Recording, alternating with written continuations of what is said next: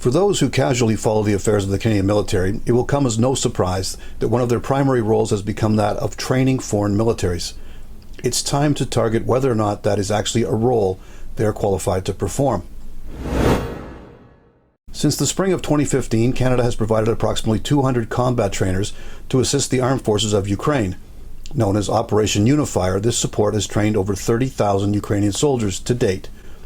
The Op Unifier was briefly suspended following Russia's February 2022 invasion of Ukraine.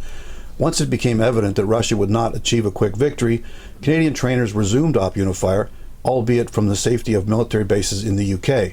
While Canada leads NATO in terms of military support for Ukraine, one has to wonder at what point Canadian instructors will prove unnecessary. This is in no way meant as a slight to the Canadian Armed Forces' professionalism.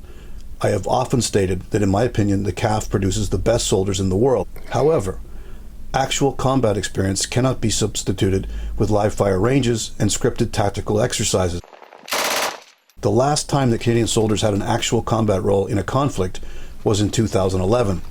At that juncture, the Canadian military switched to training Afghan security forces before exiting the war in Afghanistan altogether in 2014. It is difficult to fathom how 12-year-old combat experience in the Afghanistan counterinsurgency campaign would lend itself to instructing Ukrainian recruits to face a modern Russian military in the trenches of Donbass.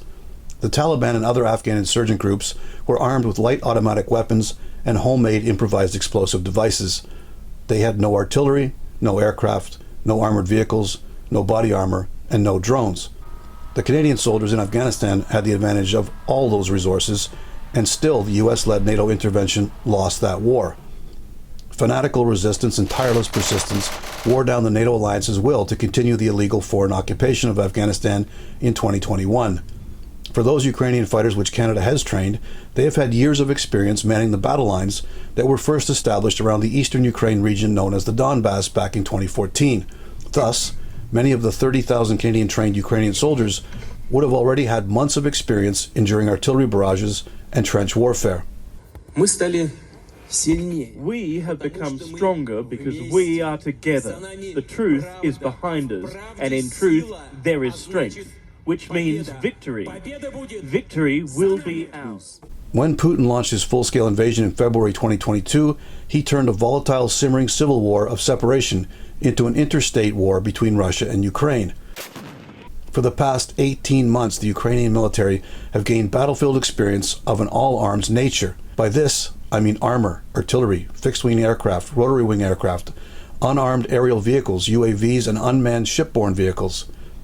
The new sophisticated battlefield combines drones and satellite imagery to give combatants vital intelligence in real time. Low-level air defense systems have become so evidently vital to battlefield survival that the Canadian government recently spent $400 million to acquire such a system for the armed forces of Ukraine. Unfortunately, the Canadian military will not be able to train Ukrainian recruits how to use this new weapon system for the simple reason that Canada does not possess such protective weaponry themselves.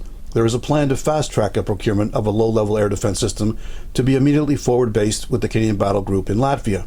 When that does come to pass, perhaps the Ukrainian students of today will become Canada's instructors of the future. This has been On Target. I'm Scott Taylor.